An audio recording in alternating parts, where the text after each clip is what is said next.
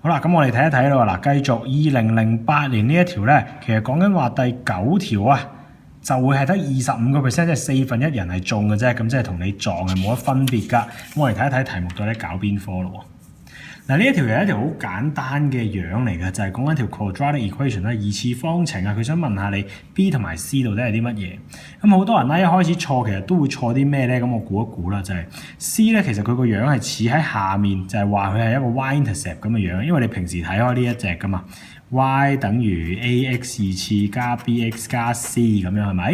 咁所以你就話哦 C 仲唔係 y-intercept， 咁你就講咗哦原來係負嚟嘅，咁嗱聲就去咗 B 或者 D， 咁最後就錯咗啦。因為點解咧？呢一個模式去寫一條嘅 quadratic equation咧，就其實啊就唔係一條嘅 normal form 嚟㗎，所以呢個並唔係一個 y-intercept 啊嚇，並唔係 y-intercept 嚟㗎嚇，呢一個唔係 y-intercept， 咁所以請大家同我留意啊。而呢一種模式我哋寫嘅到底個 B 同 C 係代表啲咩咧？咁樣其實佢就係代表緊啊，譬如當 x 等於負 b 嘅話咧，呢一個位就會變咗0啦，因為負 b 加 b 係0咗嘛，所以 y 咧就會達到佢嘅最頂點啦，即係佢嘅 vertex 嚟㗎，即係佢嘅頂點啦。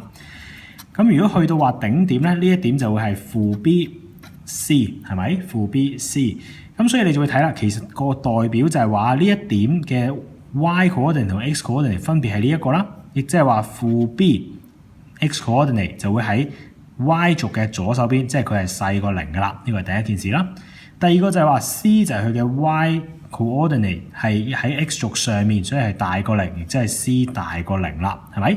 咁嗱 ，C 大過0好簡單啦，就係查咗 B 查咗 D 啦。咁而去到負 B 細過0咧，亦即係代表佢係 B 大翻過0啦，所以答案咧就會係 A 嘅。咁好多同學觸礁嘅地方咧，就係誤會咗呢一件事係一個 y-intercept 啊，所以好快就將 A 同 C 查咗，咁你就領咗啦。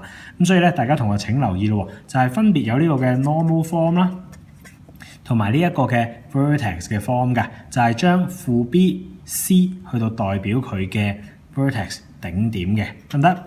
咁啊，呢一條就難度唔係話太過難啦，但係總之就係有啲同學咧喺呢一度唔小心咁樣錯咗，所以得翻1/4人啱嘅啫。咁嗱，呢一度就講到呢一度啦。咁啊，多謝大家。好，咁睇完頭先嗰啲都應該好過癮啦。咁啊，如果中意嘅話咧，就請你 subscribe SnapAsk 呢個 channel 啦，亦都或者 download 我哋 SnapAsk 其他更加多嘅問題可以喺 SnapAsk 上面俾大家同我揾到噶。咁啊，今日講到呢度，拜拜。